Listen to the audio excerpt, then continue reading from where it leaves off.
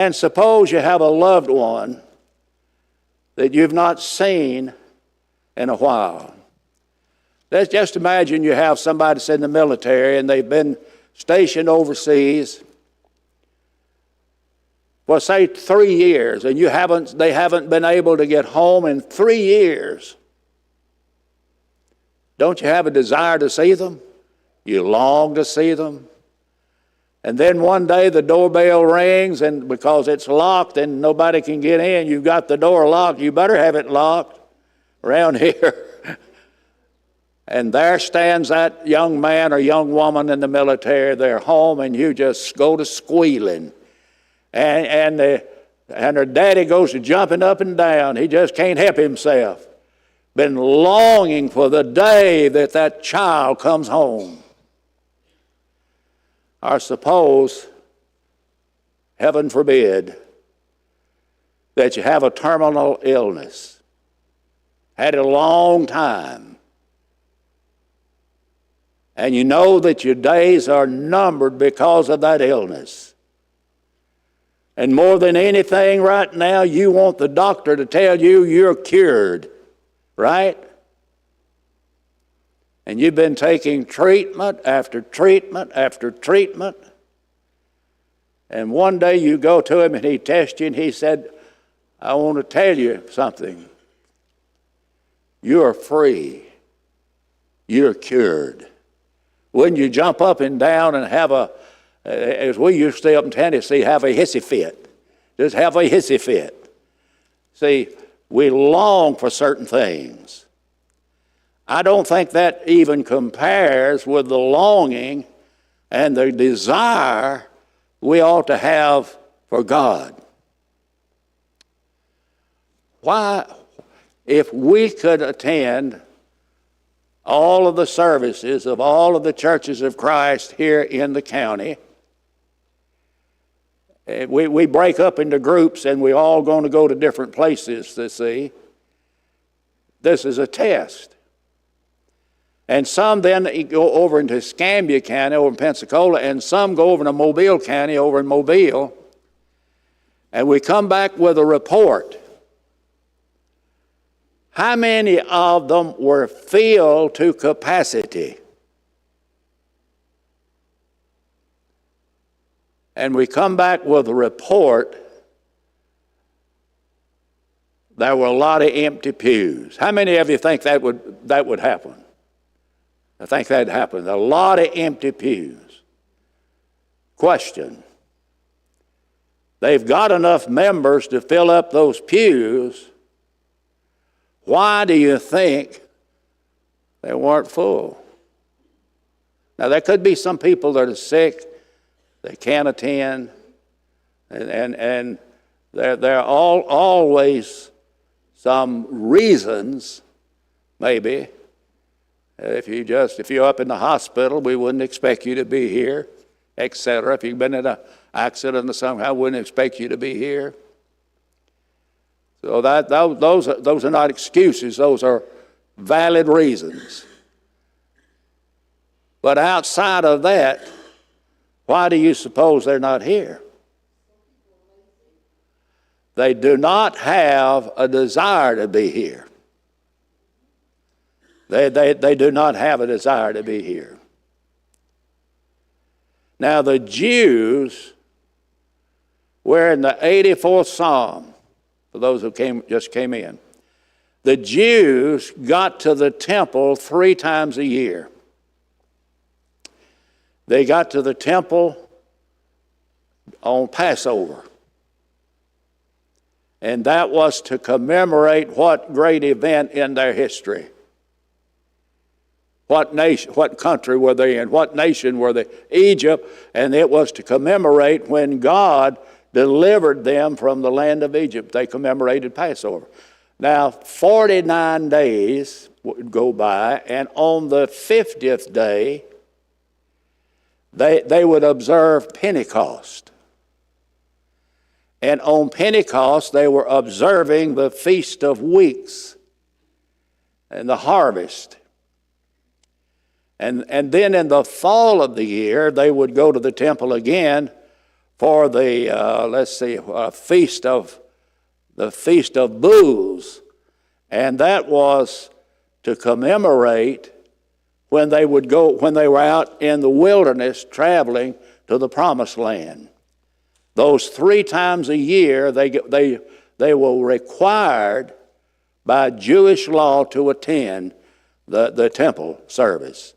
When they would attend the temple service, they would involve themselves in festivals and rituals in addition to the service that was led by the sons of Korah, that is, the priest in the temple. Now, the psalmist said, "How I long to be there. I long to be there."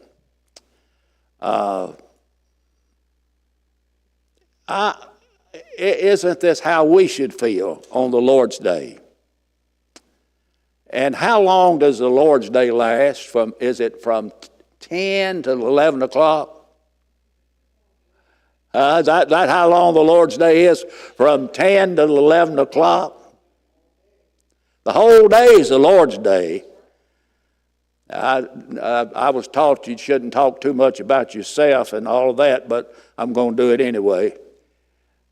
When I was a boy, we living out on the farm, we'd have to travel several miles to go to worship. We attended every service. I didn't have to, I got to. I got to.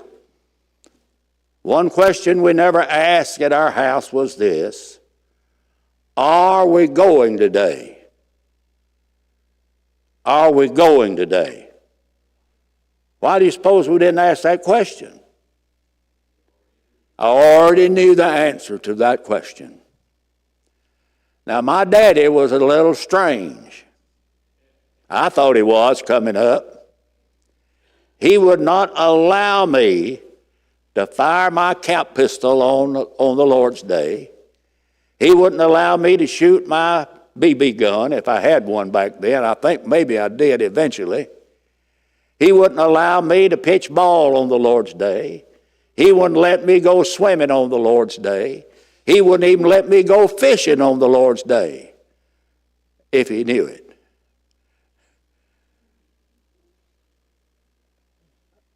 I think he went just a mite overboard personally, because I think he latched on to that old Jewish law: if oxen's in the ditch, don't get him out on the Lord's Day. But I'm going to tell you what my daddy did. He caused me to have a deep respect for the Lord's Day. It's not just an ordinary day. And the thing that makes the Lord's Day significant, number one, it was on the first day of the week Jesus was raised from the dead.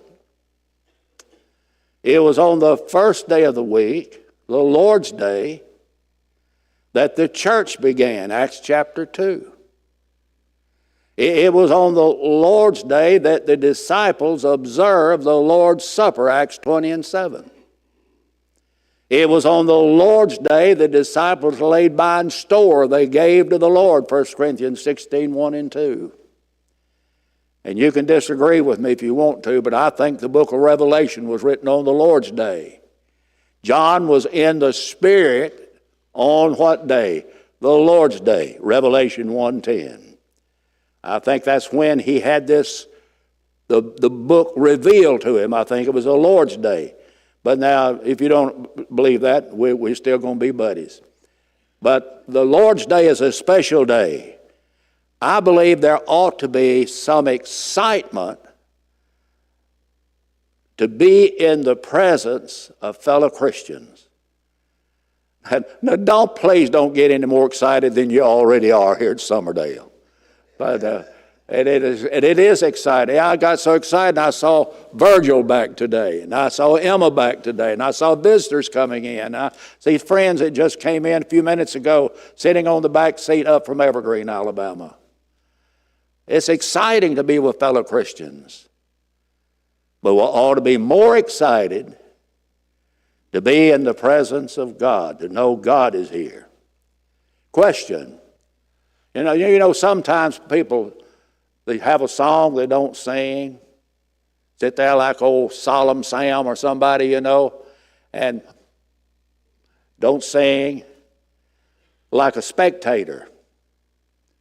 Question: who is the spectator in worship? God. There's only one spectator, and that's the Godhead. The Godhead.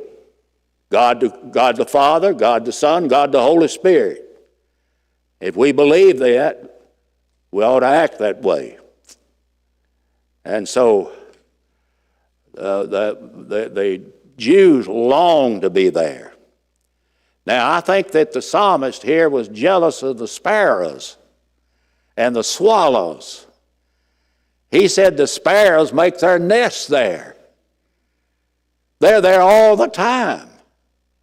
I wish I could be like a sparrow and be there all the time. I think that's what he's actually suggesting here. The sparrows were doing what the psalmist desired to do. He said in verse 3, even the sparrows have a home. They built their nests near the altar of God, and they were always there. Notice verse 4, he said, blessed are those who dwell in God's house. God has a house today. What is his house according to 1 Timothy 3:15? But if I tarry long, that thou mayest know how thou oughtest behave thyself in the house of God, which is the church of the living God, the pillar and the ground of the truth. And who makes up the church? We do. We make up the church.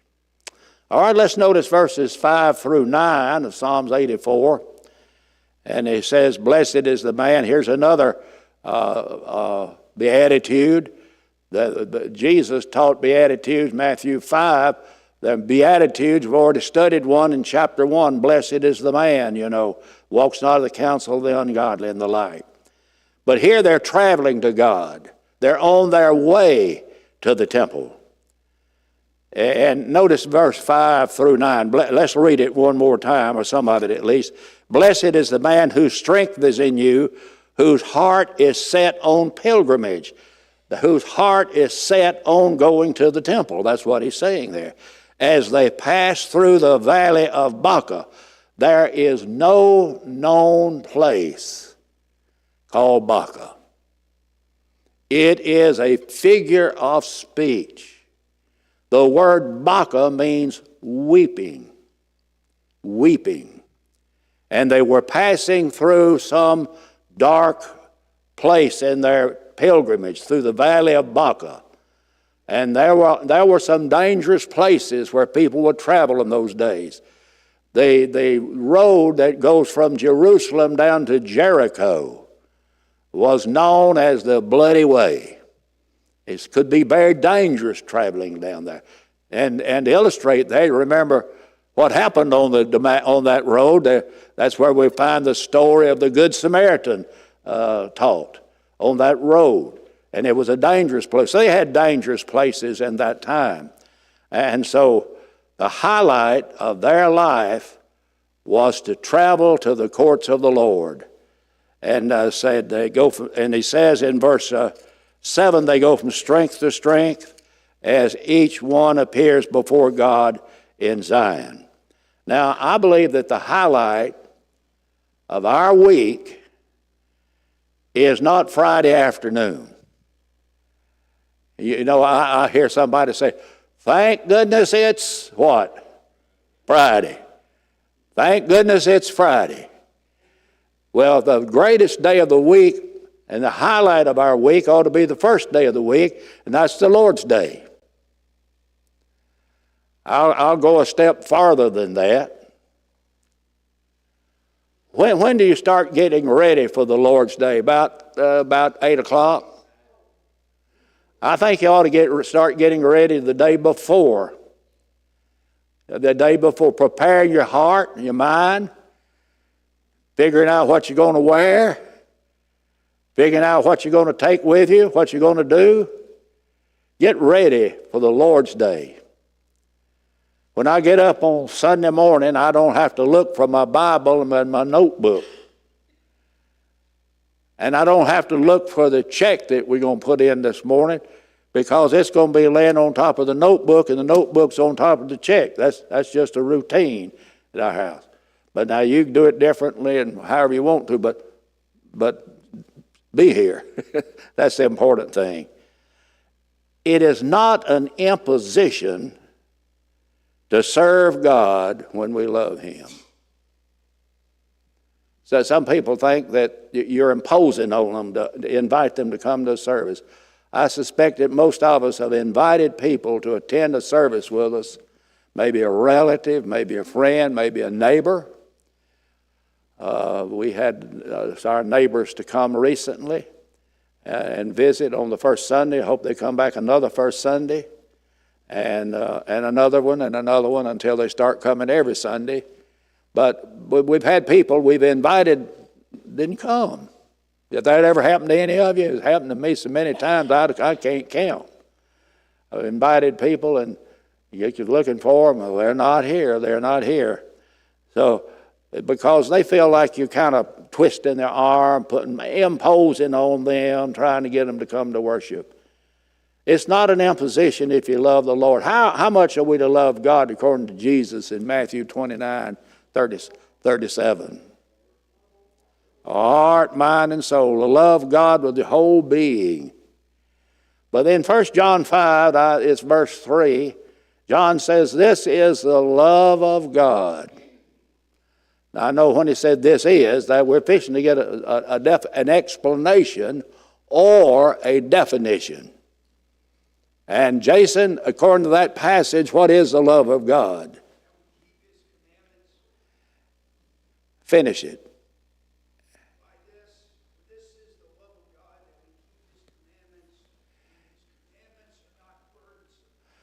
So you're not being imposed on to do something God asks you to do because you love Him.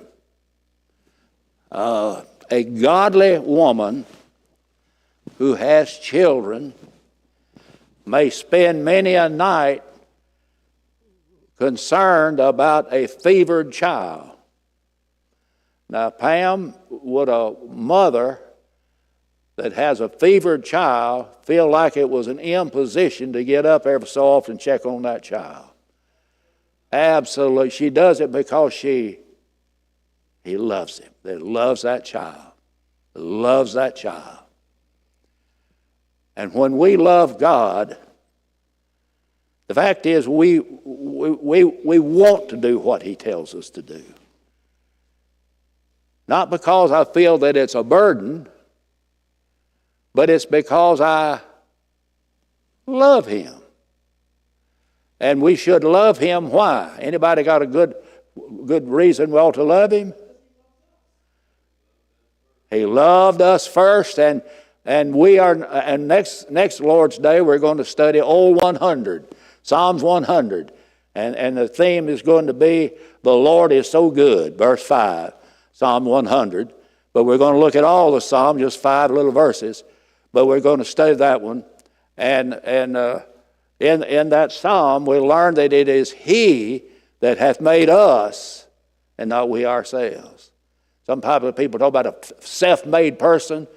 Is that such a thing as a self-made person? I know, but man may apply himself, a woman may apply herself, and they may achieve great things in life. But did they do it all by themselves? I don't think so. Because God is the one who helps us do everything in life. If it were not for God, we wouldn't even have the next breath. Next breath. Blessed is the man whose heart is set on the presence of God, he says, and and praises His name. Now in verse 5, we learn there is strength in God's presence. He says we go from strength to strength. It doesn't mean we were weak. It just means that when we get in the presence of God, However strong we are, we get stronger. When we leave this service, spiritually speaking, we ought to be stronger spiritually after having been in the presence of God, because there's strength there. And our surviving some hard times in life, difficult times in life, that depends upon our closeness to Him. Let's read verses 6 and 7 one more time. He says, they pass through the valley of Baca, they make it a spring, and the rains cover it with pools. They go from strength to strength as each one appears before God in Zion. And so we're made stronger when we stand in the presence of God.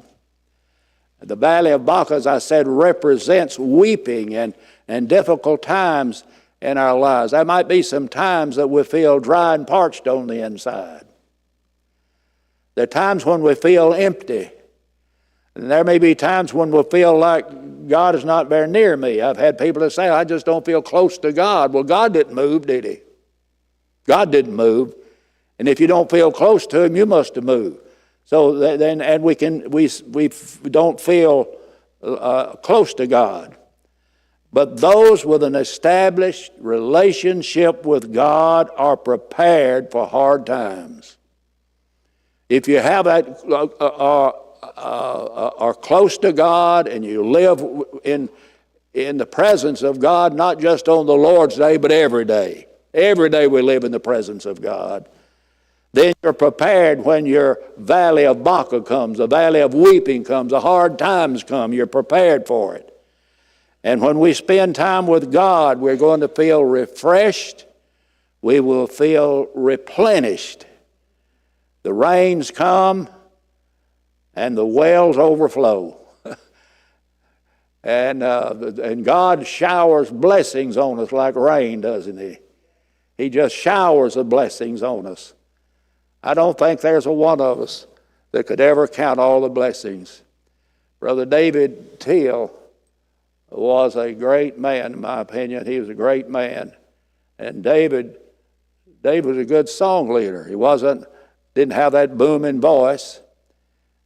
But I never heard him lead a song, but what he wasn't right on pitch. He didn't use a pitch pipe or a tuning fork or anything of that sort, but he could get it right on pitch. But I knew as soon as he got up one song he was going to lead. Count your blessings. Name them one by one, and it will surprise you what God has done. And so there are times that when we need God and when we spend time with Him, we're going to feel the rains come down and the showers of blessing come. And we're strengthened when we worship God. You see, the road of life is hard. And that goes back to the valley of Baca. You travel through that valley. And we have to keep our eyes on where we're going, or else we're going to not end the race. In verse 8, we learn that God is a shield for us. He says, O God, behold our shield. God is a shield. Now, what is a shield for? It's for defending yourself against something. But so just try to imagine, you probably have seen pictures of maybe Roman soldiers, and they have the helmet on and the shield, and they have a sword in their hand. But think about that shield. And that's to protect us, and we've got that shield. We're not holding it out there. We're living with it. And what is our shield, or who is our shield? So who's protecting us today? God is our protection. God is our protection. And so the Christian life is filled with all kinds of pitfalls and snares. And there's the need for a shield. Now let's look at verses 10 through 12. And these are likely passages that you've heard before. And he said, a day in your courts is better than 1,000. He's saying that a day in the temple of God, worshiping God, being with God, one day is better than 1,000 days anywhere else. Anywhere else. And then he says, I'd rather be a doorkeeper. The sons of Korah were doorkeepers. They kept the doors. Now, there's a church up in Tennessee. If we were to go there this morning, there's a brother there. I'm not sure of his nationality, but he is a brother in Christ. And I can tell you, they got several doors across the front of their building. We just have, two out there, I think. The last time I went through them. But I can tell you what door he's going to stand at. And if you were to walk up that door, you don't have to open it. He's going to open the door for you. Well, I'd rather be a doorkeeper in the house of the Lord to dwell in the tents of the wicked. And so he's talking about how important it is to be in the presence of God and in worship. I think some people rather sleep in, or they might get out and knock a little ball around all over the ground on the Lord's day, or go drop a hook in the water, or maybe just get in the car and just go to riding around all over for creation, know where to go exactly, rather than to be in the courts of the Lord. When we want to be what God wants us to be, the best place to be is to be where God is in worship. And I've often said, and I'm going to say it one more time, and I'm going to start it, you help me. We do what some of you are saying it, but I can't hear you. What to do. We do what we want to do. We want to worship, guess what we're going to do? We're going to worship. If we want to lay up lay up at home, and we used to say reading the funny papers, nothing. We don't even get papers anymore. You want to getting on your telephone and reading emails and Facebook and whatever book is out there, Instagram and all those things. If you want to lay up at home and do that for 2 or 3 hours, not come to the Lord's house to worship Him in spirit and in truth, then you'll do that. But our holy hearts delight in holy duties. And the psalmist loved God, and it is never a chore to do what we love. Suppose you had a choice, and I'll close with this. Somebody's going to give you $1 million. I wrote down 10 million. I'm going to reduce it to $1 million. Give you $1 million, or for the next year, you be in your place on the Lord's day in worship. What would you choose? What would you choose? The reason it is better to be in worship, because the Lord is our sun when we feel cold on inside. He's our sun to warm us up. And when we're being attacked, He is our shield. I think that's a clue. And they're opening the doors. That's clue number 2. That's clue of me to quit. But I was about through anyway, but almost. Thank you all for being here this morning. Our service will begin in 14 minutes.